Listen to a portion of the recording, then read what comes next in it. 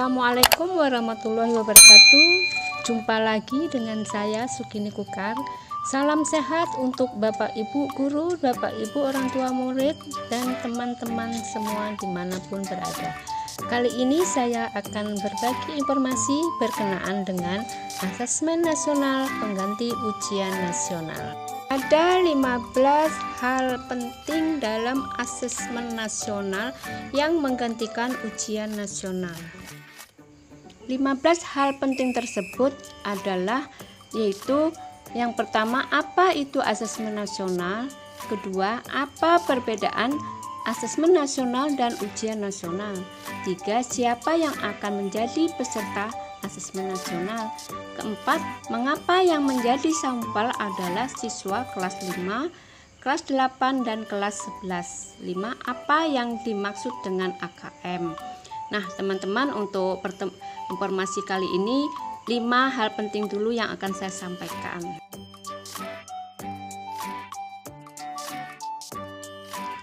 Yaitu yang saya bahas adalah apa itu asesmen nasional. Asesmen nasional adalah program penilaian terhadap mutu setiap sekolah, madrasah, dan program kesetaraan pada jenjang dasar dan menengah. Mutu satuan pendidikan dinilai berdasarkan hasil belajar murid yang mendasar, yaitu literasi dan numerasi dan karakter, serta kualitas proses belajar mengajar dalam iklim satuan pendidikan yang mendukung pembelajaran. Informasi-informasi tersebut diperoleh dari 3 instrumen utama, yaitu asesmen kompetensi minimum atau AKM, survei karakter, dan survei lingkungan belajar. Yang kedua, apa perbedaan asesmen nasional dengan ujian nasional?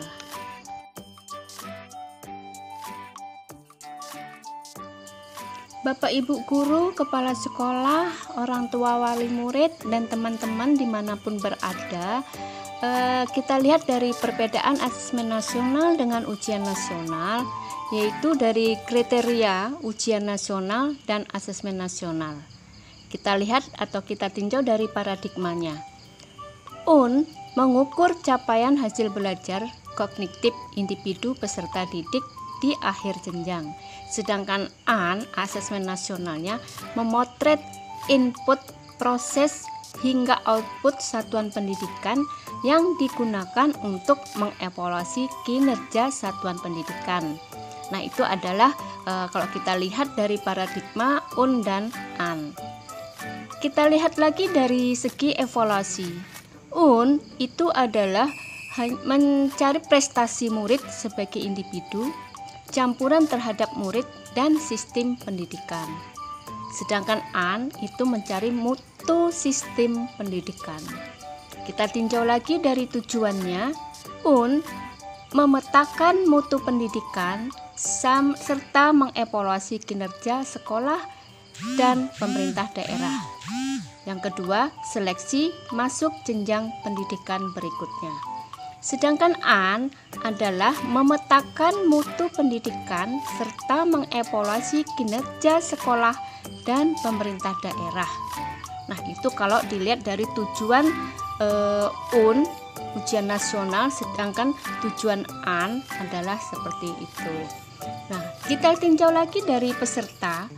Peserta yaitu semua siswa kelas 9 dan kelas 12. Sampel untuk sedangkan AN itu sampelnya adalah peserta didik kelas 5, kelas 8, kelas 11 yang ditentukan oleh Mendikbud.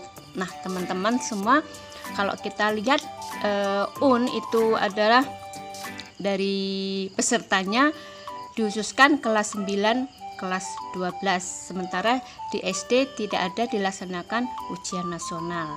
Nah, sementara untuk saat ini adalah yang akan datang ini asesmen nasional, yaitu sampelnya diambil dari peserta didik masih berdasarkan perbedaan asesmen nasional dengan ujian nasional, yaitu kita lihat dari kriteria isi soal. Isi soal pada ujian nasional itu kebanyakan soal cenderung mengukur hafalan. Jumlah soal lebih banyak. Sedangkan pada asesmen nasional itu isi soal kebanyakan soal cenderung untuk mengukur penalaran dan jumlah soal itu lebih sedikit. Kita lihat lagi dari level pada saat ujian nasional itu adalah hanya mengukur kompetensi low order thinking skill atau LOTS dan kurang berorientasi pada pengembangan penalaran. Sedangkan pada AN itu levelnya adalah untuk mengukur kompetensi bernalar atau high order thinking skill atau HOTS dirancang untuk mengasah logika, pola pikir, kritis, dan kreativitas. Kita lihat lagi dari bentuk soal.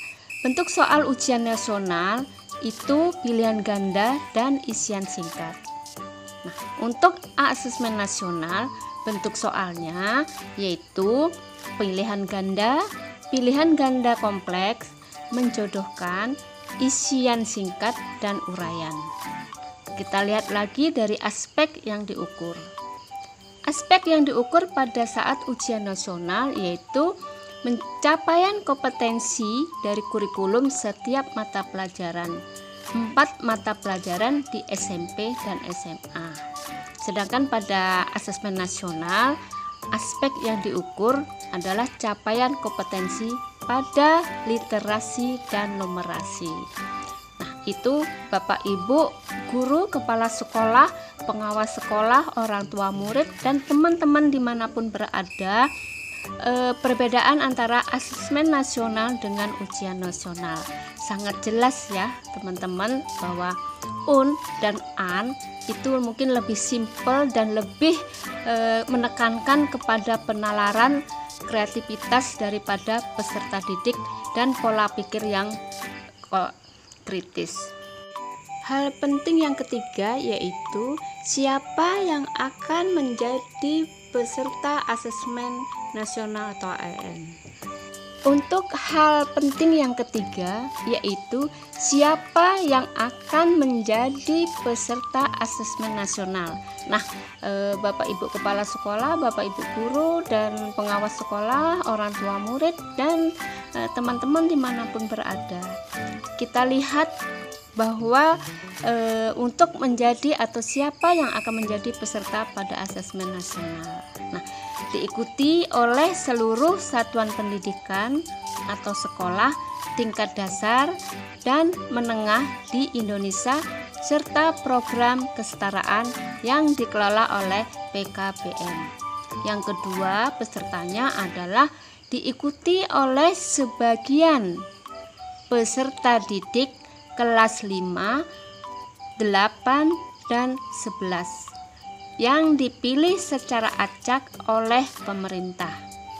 Pemilihan ini akan mempertimbangkan faktor sosial dan ekonomi. Satuan pendidikan tidak diperkenankan mengganti sampel murid karena dapat mempengaruhi hasil dan tindak lanjut perbaikan pembelajaran. Yang keempat, untuk program kesetaraan, asesmen nasional akan diikuti oleh seluruh peserta didik yang berada pada tahap akhir program belajarnya. Yang keempat yaitu diikuti oleh guru dan kepala sekolah di setiap satuan pendidikan. Nah, itu adalah peserta yang nanti menjadi pilihan daripada asesmen nasional yang dipilih oleh pemerintah. Hal penting yang keempat adalah mengapa yang menjadi sampel adalah siswa kelas 5, 8, dan kelas 11. Nah, perlu kita pahami bersama mengapa yang menjadi sampel itu adalah murid kelas 5, kelas 8, dan kelas 11. Nah, perlu kita ketahui bersama, yaitu hal yang dilakukan agar murid yang menjadi peserta asesmen nasional dapat merasakan perbaikan pembelajaran ketika mereka masih berada di sekolah tersebut. Selain itu, ini juga bertujuan untuk memotret dampak dari proses pembelajaran di setiap satuan pendidikan atau sekolah tersebut. Nah, jika pesertanya itu diambil dari kelas 6, kelas 9, dan kelas 12, maka siswa-siswanya tidak akan dapat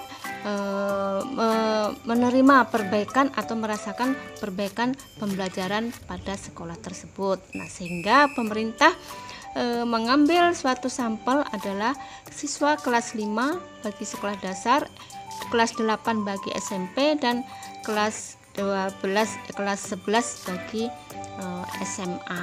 Nah, teman-teman semua, itu adalah salah satu pemerintah memberikan atau mengadakan atau melaksanakan program asesmen nasional yang di dalamnya adalah asesmen kompetensi minimum.